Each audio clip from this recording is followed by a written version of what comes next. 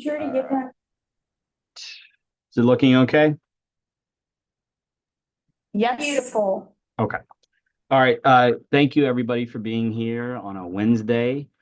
I'm Jeremy Hustead. My favorite Thanksgiving food, because I wasn't asked, I figured I was waiting, but my favorite is actually my brother-in-law. He makes deep fried turkey, which is Cajun style. So he gets like an infuser and injects his turkeys with Frank's Red Hot. And so it's his Cajun style turkey, and it's fantastic. So turkey's kind of blah, but when you eat that, it changes your life. So there you go. Sounds great. Yes, very good. And I'm gonna probably have to buy a deep fryer this year because I don't think he can come down. So, anyways, um, this lecture is approaching cannabis from a clinical perspective. So there was basically a request to talk about cannabis and cannabis laws and kind of how we approach it. So this is an attempt to cover a very wide-ranging subject in about 35-ish odd minutes. So we'll see how we do. All right, so disclosures.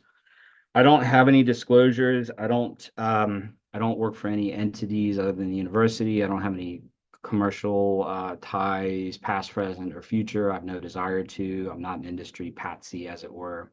I'll often get into little arguments with industry members, so I'm not like trying to sell any drugs or dissuade people from taking anything. I currently serve as the medical director of the IOP program, work with Laura. Also previously worked on the DDU. I've probably treated several thousand-ish people who have used cannabis, so quite a few over the years. I also serve as the WVCAM president, so that's the West Virginia chapter of the American Society of Addiction Medicine. So if anybody's familiar with those guys. Let's take a pause. Could ask a question for what cause, but any discussion on marijuana or cannabis usually elicits strong emotions from people. Kind of interesting. It's one of the it's almost a little bit like we used to be very emotional about like certain other treatments, and really cannabis has been more of the whoops, what is this? Cannabis has been the one that I'd say is a little bit more controversial right now. So we'll see how we do today. I'm not really trying to offend anyone, but I do humbly request that everybody examine themselves and their beliefs. So there's a lot of like beliefs that get tied in with cannabis and why people use it, what people believe about it, as opposed to more or less the science behind it. Whether someone is totally pro cannabis or very opposed, we should always ask ourselves, why do we believe this? You know, is it because of personal experiences? You know, did you have experiences in high school that weren't bad? Or is it people have told you it works for them? Or is it because of something you read on the news article or some celebrity you like? Or is it, you know, the available science, or is it something else? So it's always a good question to ask, like, why do I believe the things that I do about anything for that matter? Nobody has a monopoly on the science of cannabinoids or public health, and some of the topics presented here today are not well publicized or really well understood. So hopefully you learned something. Fundamentally, nobody wants to see patients or clients, let alone friends, family, suffer from anything if it can be avoided for what it's worth. And I would challenge everybody to please keep an open mind today. But again, hopefully you'll learn something valuable down the road. So the main objectives are one, whoop, back slide. We're going to describe cannabis and our body's normal cannabinoid receptors and molecules. So we already have basically cannabinoids in our brain. And interesting, we're going to talk a little bit about the diagnosis of cannabis use disorder, which is what we basically consider cannabis addiction. And we'll talk about the legal status and the state indications from medicinal use. Okay. My objective is to be open and honest and to answer any questions. So if anybody wants to pause while we're going along and ask questions, we can, or we can save it more towards the end. Feel free to stop me and I'll try to explain the best of my ability. I try not to be evasive in my answers in any way, shape, or form. So if you have a question, ask it and I'll try to answer it the best of my ability. Okay.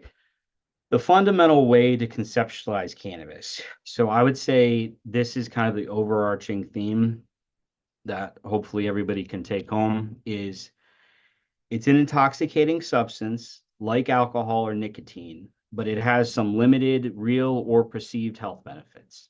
Okay, so it is intoxicating, but it does help with certain things. The balance between risk of use versus benefits of using vary from person to person with their individual risk factors. So it's not all good. It's not all bad. It is intoxicating, and it depends on the person in terms of the effects that it has on them. Another take-home thing is not all cannabis use, or for that matter, any substance use, constitutes an addiction or problematic use. So using cannabis alone or using alcohol alone or even using nicotine or any other substance by itself does not necessarily mean it's an addiction or even problematic. You're really looking for impairment. So when we diagnose use disorders, we're looking more at impairment rather than just do you use or do you not use. So that's kind of key, and we'll talk about why when we make diagnoses and things. All right, a little bit in terms of what is cannabis itself. It's a very complex plant. It's what we got what are called phytochemicals, basically plant-derived chemicals. So there's lots of things in the plant. In fact, there's over 100 cannabinoids, so different actual like molecules, cannabinoid receptors in the plant. The two big ones that we tend to focus on, one is delta 9 tetrahydrocannabinol, which is THC or delta 9 THC. So that's what most people think about, what they talk about. That's THC, which we'll talk a little bit more about. The other one is cannabidiol, which is CBD or CBD oil. Think about. So those are the two main chemicals that we're really looking at in nature. In general, the plant, you can either have a balance between the two, or you can have more of one versus the other produced. So something like hemp is mostly CBD, whereas other things like sativa are more THC predominant. The plant really can't produce high amounts of both because the way the molecules basically produce, it has to choose one or the other or more or less a balance, but you can't have like huge amounts of both. So that's cannabidiol or CBD. The medicinal effects have been known for a long time in terms of people have, cannabis has been around for a super long period of time. People have been using it medicinally or recreationally for, hundreds and hundreds of years, but it was really first described in 1963 in Israel. So a researcher basically injected THC into aggressive research monkeys, and it calmed them down and sedated them. They didn't understand how it worked, why it worked, but they knew it worked. And again, people have used it for years, so they're like, well, there must be something to it. So what does it really work on? So every one of us has what's called the endocannabinoid system, or ECS, in our brains and our spinal cord. So for any substance to have any kind of effect on the human body, you have to have receptors present to detect and respond to the substance. So for example, if we didn't have opioid receptors in our body, then we could take all the opioids we wanted to and it wouldn't do anything to us. Same goes for like if you're using benzodiazepine, you need to have a GABA receptor for your body to respond to it. So if you don't have a receptor, it's not going to do anything to you. So your body actually has natural receptors for cannabinoids, which we call endocannabinoids, or basically body cannabinoids. So they exist. The two ones that are found, and this actually was kind of recent within the 90s where these were discovered. Like, so it's more or less a new phenomenon. But you have the cannabinoid receptor number type 1, which is similar to like the opioid receptor. So this is found throughout the central nervous system, including the cortex of the brain, the hippocampus. That's where memory lies. Things like the nucleus accumbens, which you may have heard about. That's where addiction lies. So they're sporadic all throughout the brain. So the idea is that this helps regulate both excitatory and inhibitory signals in the brain. So whether the brain's like trying to basically speed up a little bit or calm down, this receptor itself is implicated in that. The other one is a cannabinoid receptor type 2. This is more throughout the body, more seen as playing a role in inflammation and pain, also present in reproductive organs, which is not well understood what it does. So this is the distribution. So CB1, the green, CB2 is the more peripheral. So we're talking about things like, why would it affect memory? Well, because literally there's receptors for it in the hippocampus where memories are formed. Why would potentially some people get addicted to cannabis? Well, because there's receptors in the reward system. Why can it actually potentially help with nausea and vomiting? Well, that's where it lies, the medulla of the brain. So throughout. More the peripheral receptors, like areas like your thymus, your spleen, it's not as well understood what it does. Other areas like your like fat cells, your eyes, but throughout the body there are cannabinoid receptors spread throughout the body. More so CB1 in the brain, more so CB2 throughout the other parts of the body. All right, so a little bit more into the system. We have two primary natural cannabinoids in our brain and our body that work. So one is called anandamide, which I won't try to pronounce that. This was the first one identified in 92. So again, we knew that THC, like using the plant, produced an effect. We didn't fully understand, like, do we already have cannabinoids in our body, which we do, just like we have natural opioids in our body. So if you run, you get release of endorphins, which are natural opioids. So your body has a system in place already, both of receptors and cannabinoids that are floating around. So anandamide was the first one. It's named after the word supreme joy, Sanskrit, which is interesting. It works partially on the central receptors and these outside receptors, the CB2.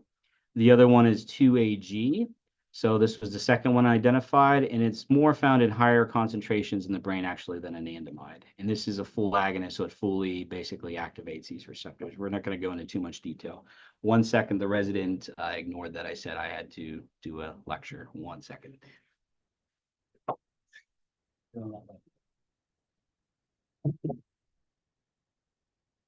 Sorry, I swear I texted them earlier, but they, oh, I see. All right, so the idea though with both of these molecules in the body and the brain is they're present in very small amounts throughout the body. It's actually much so than when we use like when we ingest plant or synthetic. So there's a small amount of these two molecules throughout the body, throughout the brain, and then much more when you say, smoke marijuana or whatever. Okay, so a little bit more into it. So this is tetrahydrocannabinol delta 9. This is anandamide, which is found in the body. So phytocannabinoid, plant cannabinoid versus endocannabinoid, body cannabinoid, basically.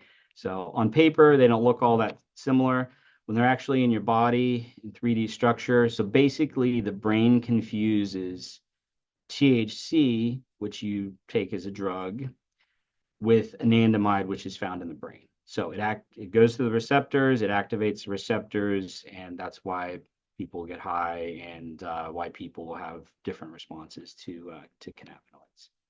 Okay, so what does this all mean for not all biochemistry majors or whatever? Why is this important? So a little bit into it. The ECS is part of our mood and memory regulatory system. So the idea is these receptors like CB1 are really intended for these natural cannabinoids, so anandamide and 2-AG, which are floating around. All right. So they naturally regulate the balance between excitation and inhibitory neuronal activity in the brain. So the idea is basically to balance things out. So homeostasis. So keep us not too high, keep us not too low. So find kind of a even ground. So the ECS, the natural system, is meant to regulate homeostasis. The CB2 receptors, which we mentioned, they're more thought of as being implicated in immune responses, and it's less understood exactly what they do, because again, these things have not been understood for more than like 30, 40 years, really. So when you do ingest a external plant-derived or synthetic cannabinoid, this does disrupt the natural balance that exists in our brains and bodies. So some people, we talk about sometimes mental health, like being like a chemical imbalance, I guess you could say. So this does change the balance for better or worse that exists in our bodies. Okay, it just does. So why do people in general use cannabinoids? So a lot of people will use to help with anxiety. So that's a big one that we see is I really struggle with anxiety. Uh, I can't get help. I can't see somebody, or I don't want to take medicines, or I don't want to do therapy. I want to do it natural. Okay, so people use to help with anxiety. Another big reason is to treat pain. And we mentioned too, it is found throughout the body. It can potentially help with pain, which we'll talk about. Another reason would be to treat nausea and anorexia, which is not eating at all. So people can't eat, they'll take it to help them eat. A lot of people will see they'll talk about having ADHD and using it to control their ADHD symptoms. Some people will just use it because they want to experiment with substances, so they want to try a drug and they feel like it's perhaps it's a safe alternative. So when we're talking alternatives, I'll often hear people say, it's safer than drinking, per se, right? So alcohol is pretty dangerous, but I want to get high in some way, shape, or form. So cannabis is safe. Okay. So people do want to get high ultimately. Not everybody, but many people who use it, the idea is, let's face it, human beings, we enjoy getting high. It doesn't matter on what, but we as people, we enjoy getting high. All right. My counter to most of this is one is it doesn't really help long term with anxiety. So typically what we see is people's anxiety will initially get better, a little bit like alcohol. So if you're anxious, you're a little depressed and you drink for a day or so, maybe it calms you down a bit. When you drink every single day, it generally makes you feel a lot worse. So that's largely what we see with chronic cannabis use is people's anxiety level gets worse over time. It does help with pain. It's generally considered better for more like chronic pain or cancer pain in terms of pain usage. So it can be helpful for pain, depending on how it's used, where it's used, what it's used with. In terms of appetite, it usually actually does help. So it certainly does increase people's appetite. That's why there are even indications for using it in, say, things like HIV nausea with a certain FDA prescribed one, which we'll talk about terms of ADHD, in general, it actually tends to worsen concentration and make the ADHD picture worse. So it's a bit tricky when you're trying to treat ADHD. It's oftentimes we're kind of almost having to overcome the effects of cannabinoids, and sometimes people don't really have ADHD. It's just a result of amotivation, out of concentration issues because of using. So we've diagnosed people with ADHD and treated them for ADHD when it was just simply they were using cannabinoids, which is unfortunate. In terms of experimenting with substances, most people will hear of it as a gateway drug. It's a gateway in terms of it's not guaranteed that if you use cannabinoids that you're going to end up using heroin or fentanyl or whatever. But the reality is that most people, their first use of a drug, of an illicit drug, is cannabis. Okay, so very few people go from not using anything at all to jumping to fentanyl, methamphetamines, things like that. So most people we treat for those quote unquote harder drugs, they did start with cannabinoids. All right. Is it an alternative to alcohol? It's certainly an alternative. The safety of use really varies depending on factors. So if somebody, say, has a strong family history of psychosis, or they've had serious problems with use in the past, it could be just as dangerous, if not more so, than using alcohol or other substances. So it just varies person to person. All right. When we talk about addiction, of course, we use the term substance use disorder.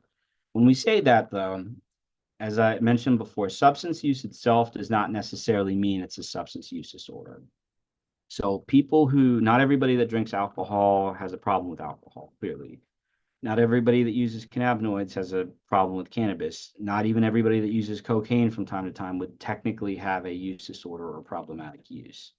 So most people go from recreational use to more risky or at-risk use, going on to full-blown dependency, which people can get very dependent on cannabinoids, just like any other substance. When we say something has a disorder, call it a disorder, it has to cause some kind of distress or impairment. So it has to cause some kind of problem in your life. So some problem with social functioning, occupational functioning, or some other area. When someone is actively using, so it doesn't matter if it's cannabinoids or other things, we generally try to avoid diagnosing other mental health conditions that share similar symptoms. So for example, if somebody's using enough methamphetamines, they will stay awake for days and days on end. They will likely at some point get psychotic, which looks a whole lot like having a manic episode in bipolar disorder. So we don't want to diagnose somebody as being bipolar if they're simply using a lot of methamphetamines. Similarly, if somebody's using a lot of alcohol or benzodiazepines like Xanax or Valium, Klonopin, things like that, over time that will probably lead to you getting clinically depressed because they are downers. Similarly, if you're using lots of THC or using synthetic marijuana, that can and will often make people psychotic. We've treated tons and tons of people that have developed psychosis as a result of use, and we try to be very careful in terms of diagnosing them with schizophrenia. With that being said, it becomes a risk factor. So repeated use and psychotic episodes and cannabinoids can lead to the development of an ongoing thought disorder, even when people stop using cannabis. All right. So what actually constitutes a cannabis use disorder? So we diagnose using the DSM-5, Diagnostic and Statistical Manual of Mental Health Disorders. That's what it means. So this is how we diagnose any use disorder. If you've been doing this for a while, or you read some of the older literature, you'll probably hear of it as like substance abuse, which is more like milder versus substance dependence, which is what's considered heavier use. But now we kind of lump it all to substance use disorders. So the idea is this allows clinicians to diagnose a use disorder from non-disordered use of substances. So again, using alcohol, using cannabis does not necessarily mean you have a use disorder. We'll talk about what actually constitutes it. So we specify how severe it is. So for example, if somebody just has a couple of these symptoms, 2 to 3, it's mild. If it's 4 or 5, it's more moderate. 6 or more is what we would consider like a severe use disorder. So this is what actually is for cannabis use disorder. So this is the actual way that we would diagnose it within psychiatry. So problematic pattern of cannabis use leading to a clinically significant impairment or distress. So it's causing some problem with at least 2 or more of the following symptoms. So one is it's taken in larger amounts over a longer period than was intended. So rarely do people start and say, with any substance, say, I want to start using and become completely dependent on it and use it forever. Okay, so I don't think many people start off saying that. That's not the intention. The intention for most people is recreational use or perhaps limited medical use for a time. Most people are not intending to use forever. Persistent desire or unsuccessful efforts to cut down or control cannabis. So people are using, they want to stop, but they struggle with stopping. All right, this is something we talk about with many patients dealing with the desire to stop, but having great difficulty in doing so. A great deal of time is spent in activities necessary to obtain cannabis, use cannabis, or recover from its effects. So it takes up time. So people using the effects of it, perhaps having negative effects that takes up time. Keep in mind too, when we're talking about these criteria, it's the same for things like alcohol or opioids. So we try to keep it pretty simple. So when you see like cannabis, you could pretty much substitute opioids or alcohol or cocaine for any of these things. So we're not making these diagnoses. Craving or a strong desire or urge to use cannabis. So people will certainly get cravings to use cannabis, just like they'd have cravings to use any other substance. A little bit more, recurrent use resulting in a failure to fulfill major role obligations at work, school, or home. So this is where it's actually getting in the way of people's lives. So now they're having problems going to work, or we work at the university, so we see a lot of college-age students that drop out of class or have terrible things happen, and they leave school for freshman year because they start experimenting. Continued use, despite having persistent or recurrent social or interpersonal problems caused or exacerbated by the effects of use. Okay, so this is where you've acknowledged it's causing problems. So you're having social problems, you're having problems with your significant other, and it's related to your use, and yet you continue to use despite that. So that would be a sign of a use disorder. All right, another one, important social, occupational, recreational activities are given up or reduced because of cannabis use. So this is where people more or less their lives are revolving around their use. So they aren't working, they're working less. They've dropped out of school and they've kind of chosen to go down a route that they hadn't planned on. We'll put it that way. Recurrent use in situations which is physically hazardous. So if we sidelined cannabis for a second and we thought of this as more alcohol, the big one is we think of alcohol and say driving under the influence.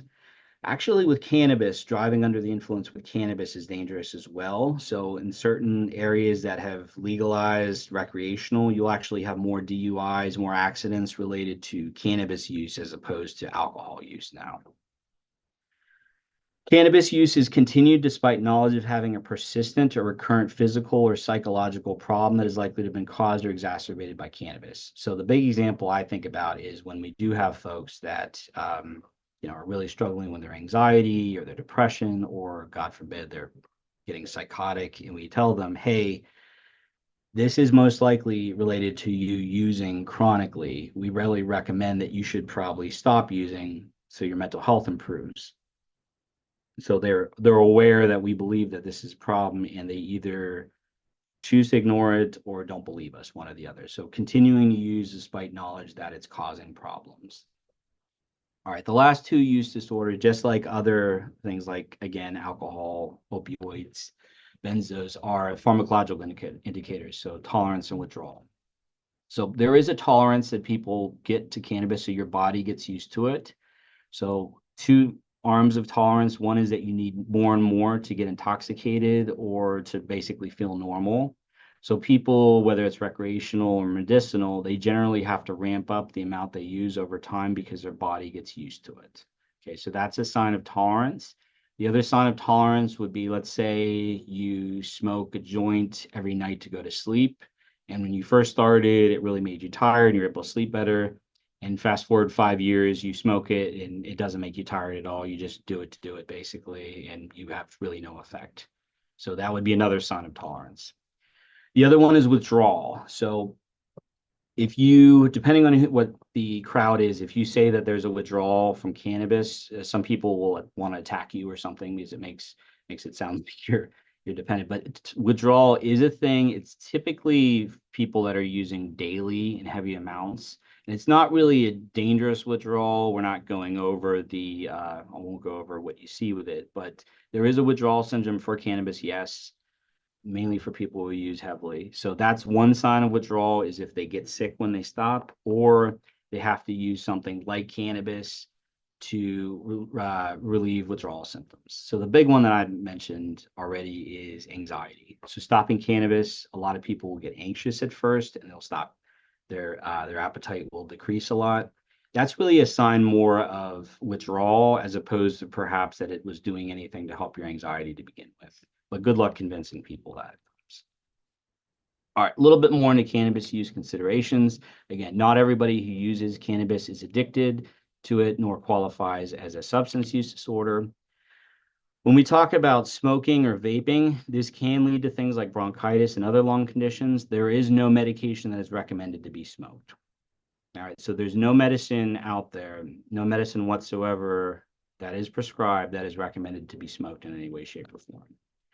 There is a growing body of evidence that smoking cannabis can lead to worse than COPD, even greater than cigarette smoking alone. I just had a patient die about 2 years ago from COPD related to cannabis use. They had stopped smoking cigarettes, they had stopped everything else. They only use cannabis in high amounts. And I kept trying to convince them, hey, your lung condition's probably getting worse because of this. Maybe if you want to continue, you should switch to like tinctures or whatever. And he didn't, and he died. So if it's to be used, it's generally recommended to be either edibles or tinctures. However, keep in mind with that, when you're taking something orally, it has a much more delayed effect as opposed to smoking. So smoking is pretty much the quickest way to introduce a substance to your brain. Okay, that's why cigarettes are so addictive, and these nicotine gets in your brain within like 10 seconds or so. So smoking is the quickest delivery system from a substance to your brain. Okay, actually, even more so than IV use, believe it or not. So if it's to be used in a medical way, it's meant to be more edible or like a tincture, not to be smoked. In terms of use disorder, it's estimated that about 10 to 30% of active, which means last month, users of cannabis have what we would diagnose as the use disorder. So the things like tolerance, the withdrawal, or it's interfering with life, they're having cravings, all those things. So not everybody that uses, say like 1 in 10 to 1 in 4-ish people who use, those are the ones that really would have what we diagnose as a use disorder or problematic use.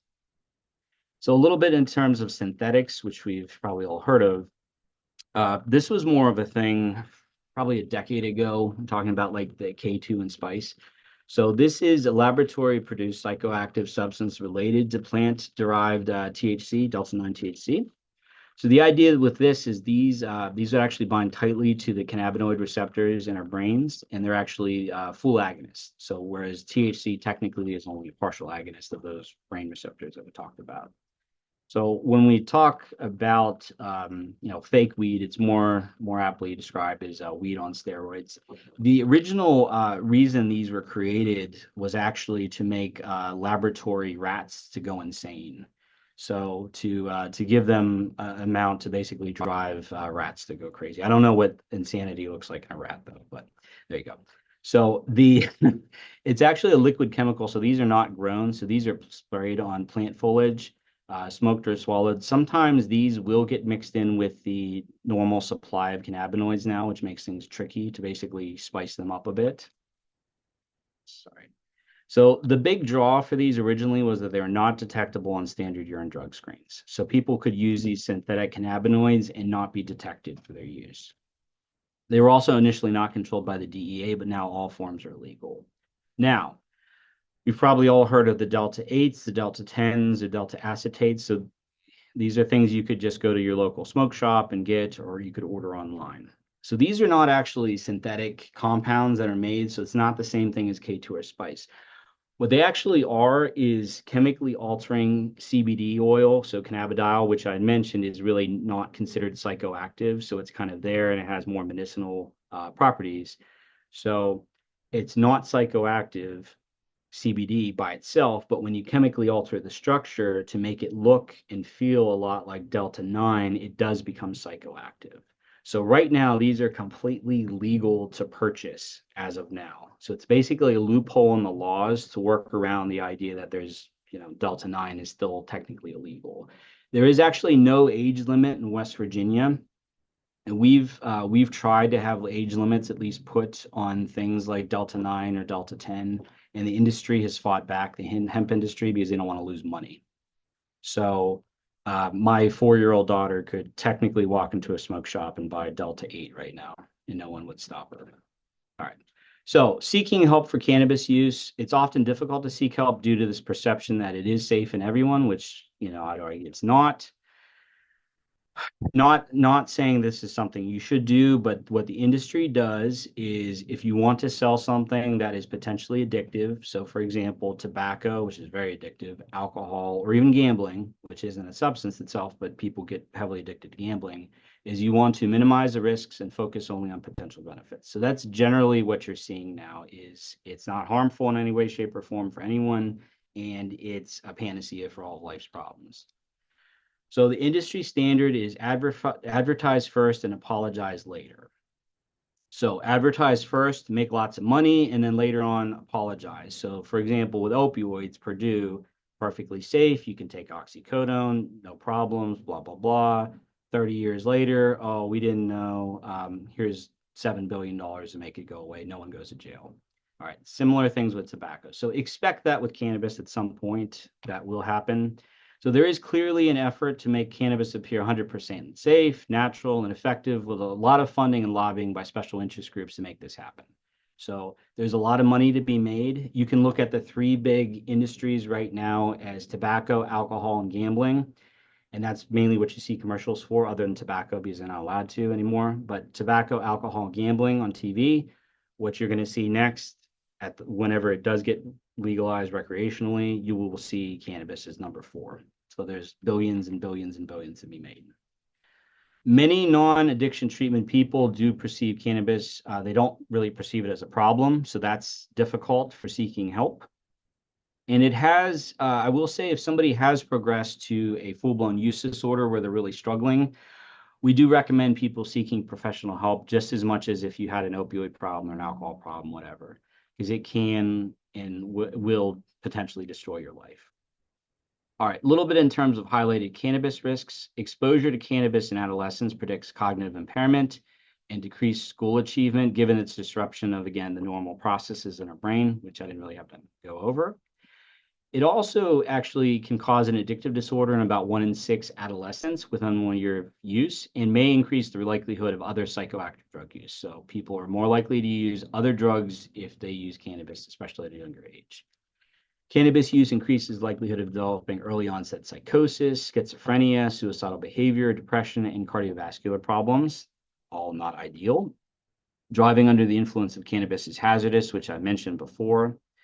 And actually, it can even have cross-generational epigenetic effects at the molecular level. So a parent, even a father, using cannabinoids, it actually changes the genetics slightly and can be inherited to the child. So heavy use in a parent, even if they stop before they uh, before they get pregnant, it can actually have effects on the child, which is pretty interesting.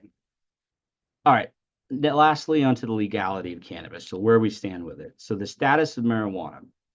So technically, since the Controlled Substance Act of 1970, cannabis has been a DEA Schedule 1 or illegal substance with what's considered a high potential for abuse and no medical use in the US. So as of from 1970 on, so 54 years later, it's technically still a DEA Schedule 1 illegal substance. Now, many of you probably have heard there was actually a recent effort to make it a Schedule 3 substance. At the time, we thought it was pretty serious that we're doing that. They asked for like a review and, uh, the public to provide comments. It's kind of interesting, but I just got back from a conference and it's thought of now that that was really more of a political maneuver that they did prior to the elections, and it doesn't look like it's going to proceed now. So it's unlikely that it's going to get rescheduled as a Schedule 3, which technically a Schedule 3 are things like other medicines that we can prescribe. So for example, like Percocet is a Schedule 3. So you can put refills on it, but it was always kind of a little weird the way they were doing it. It doesn't look like it's actually going to happen at this point. So stay tuned. While federally illegal, though, states are largely permitted to make their own rules regarding acceptance of medical and or recreational cannabis. So really, right now, it's left up to state by state who approves of medical, who approves of recreational. So in West Virginia, as of April 2017 is when we had our Medical Cannabis Act, which is hard to believe it's been 7 years ago. And this allowed for cannabis to be used for certified medical use for West Virginia residents with serious medical conditions that I'll talk about exactly what was approved. So technically in this state, we have medical, we do not have recreational. Okay, so indications in this state. So in West Virginia, patients may qualify for medical cannabis if they have a terminal illness, so they're about to die, basically, they're in hospice, or if they suffer from one of these. So cancer, HIV/AIDS, ALS, Parkinson's disease, multiple sclerosis, spinal cord damage, or epilepsy. So those are the conditions that technically you can be certified for in this state. Now, interestingly, other states, so for example, Virginia, a doctor can certify somebody, which we'll talk about what that is, for any condition. So, for example, if you come in and you say, I have chronic hangnails or I have chronic eczema, if the doctor sees fit, they can say, oh, yes, you can get cannabis for that. Okay, just keep in mind, there's no other medicine that we have out there where we say, okay, yes, we can give that chemotherapeutic agent for something completely different. Okay. So some doctors can certify literally for anything. You don't have to have a good reason to be on it, just if the doctor sees fit. This is what the state distribution looks like. I won't go into it too much, but CBD technically is legal everywhere as of the Farm Bill. There are some states where it's fully illegal, all forms. So South Carolina, what is that? Nebraska, not yes, Nebraska, I forget. Idaho, is that Wyoming? So there are states where it's fully legal, but there are other states where it's fully legalized, both recreational and medicinal. Our state here is you have medical. So you have medical, not decriminalized, but you have medical in PA and West Virginia. So very similar. Maryland recently adopted where it's full recreational. And actually, if anybody's driven on 68 and gone into Cumberland, the largest building when you first go in is a cannabis dispensary. Technically, in Maryland, you can be a West Virginia resident and buy whatever you want as recreational. The problem that people don't realize is the minute you turn around and drive over state lines, you've just committed a federal offense by interstate commerce. So just FYI. When we talk about medical marijuana, I don't want people to think that necessarily means that something is medicine. Okay, in reality, medical marijuana, as it were, is really synonymous with legislated marijuana. So what the legislator says is medicine, not necessarily what doctors say is medicine. So there's not a lot of controls in place over the quality and concentration of what products people get, even at dispensaries, state dispensaries. So states generally allow big business to dictate what's sold. Most countries actually restrict to a few federally regulated companies. So, for example, if you went to Canada and you purchased medical marijuana in Canada, it is literally grown by one company that's tightly regulated. Okay, not in West Virginia, we have 20 companies alone. In Michigan, I think it's like 200 companies. That's not to say recreational either. This is just strictly medical we're talking about. So what you actually see is doctors do not prescribe cannabis. What we do, not what I do, but what some do is they certify a patient. So you're a patient that has, again, something like pain or PTSD or ALS or whatever. So you go see a doctor, the doctor certifies you for it, but they don't actually prescribe or manage the amount that you use. So patient is certified by a physician. This is often online or via phone. It was originally intended to be like long established patients that were seeing a doctor and the doctor couldn't really find any other options that helped. But now it's more or less it's kind of mass online to get your card. So a person gets certified by a physician, they get a card in the mail from the Office of Medical Cannabis in the state, and then they're free to purchase, which by the way, you can only purchase with cash in the state product at any dispensary. So you can't use a credit card, you can't use a check. It has to be cash only, which that sounds a little suspect, but all right, a little bit more into medical marijuana. There's no technically medical accepted use of internal combustion products, which I mentioned, smoke to deliver medications to the human body. So we don't recommend any smoking at all. Technically, in West Virginia, they prohibits the use of smoking medical cannabis. So it's the like a nebulizer is okay. But interestingly, the way the product is sold is the flower form, which is basically everybody knows it's going to be smoked. So you're not supposed to smoke the dispensary stuff, but it's sold in a way so people can smoke it. Riddle me that. All right. Technically, research shows that ideally a 1-to-1 ratio of what we mentioned, those two big cannabinoids, the delta 9, which is psychoactive, and then the CBD, which is not psychoactive. This actually produces the least negative psychoactive effects. So you have less chance of developing like bad anxiety or having a psychotic break if you're taking more of a this kind of ratio. But in reality, the dispensaries now mostly sell greater than 20% THC products with very little CBD. So it's kind of the opposite of what's really recommended. And again, the industry has fought any efforts to control the content or potency of THC. So anytime we say, hey, we should probably cap that out to protect against negative side effects, we immediately get dismissed, and you get a lot of lobbyists show up. Okay. As I said before, if it is made fully legal, expect mass advertising just like other pharmaceuticals. So for those that don't know, the US and New Zealand are the only two countries in the world where actually pharmaceuticals are advertised. So you're not going to see things for Lipitor or Viagra or anything like that if you live in England. US and New Zealand are the only two countries that allow that. So you will see that in every other commercial will be for medical marijuana if fully legalized. All right.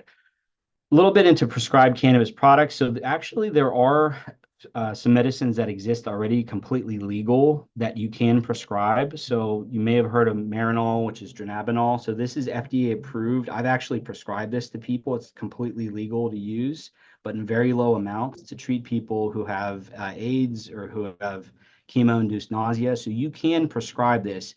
Not cash only, we're talking through insurances, paid for through a pharmacy, actual purified product, not smoked or anything like that, a pill form. So it does exist. It's existed for years.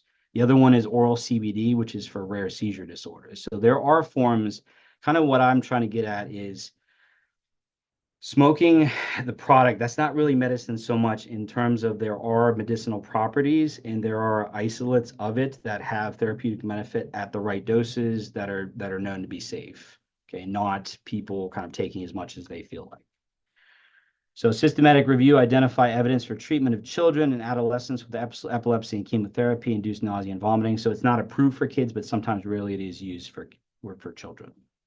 All right, a little bit, I know we're wrapping up on time here. This is, again, a complicated subject.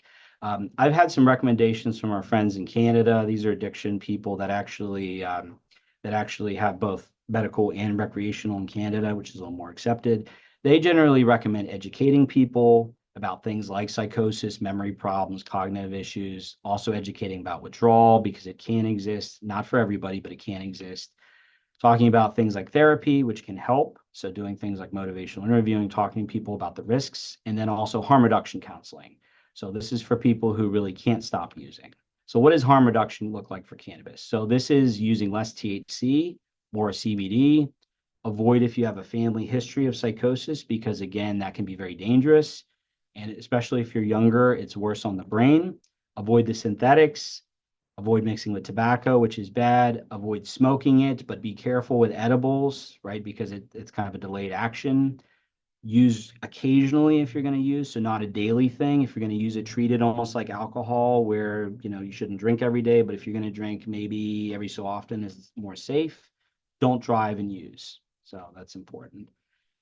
A little bit more, we're almost done. Considerations for use in youth. Again, it is an experiment on the brain. Some kids use and don't have problems. Others can go on to develop very serious things like schizophrenia. We should really caution use in youth.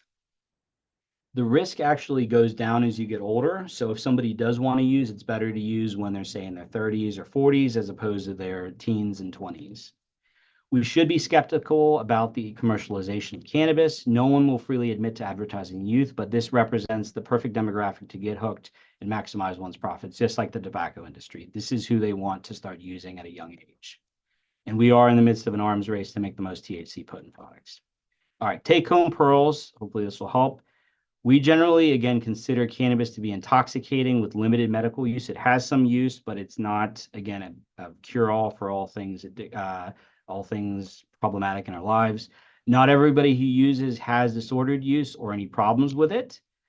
If it is causing impairment, that's when we really say you should stop. So if we can clearly see it's causing problems, those people should stop. But if it's not causing problems, then we don't necessarily are going to, take a hard line and say you absolutely 100% have to stop. It can remain positive in the drug screens for a long time, especially now we have these lower and lower cutoffs when we're screening. So you can see somebody positive for weeks or months after they discontinue use. It is legal in West Virginia for medical use after certification, but it does remain federally illegal. So if they cross state lines or anything like that, that is a felony. And we would do better with restricting Delta 8, Delta 10 access, especially in youth. Again, I don't want my daughter going into a smoke shop and buying Delta 9. So in conclusion, it's complicated, many public health implications. Our own beliefs and experiences shouldn't alone dictate how we approach the subject. Don't believe everything I say. It's fine. Do your own research, but just make sure it's not the industry trying to sell you something.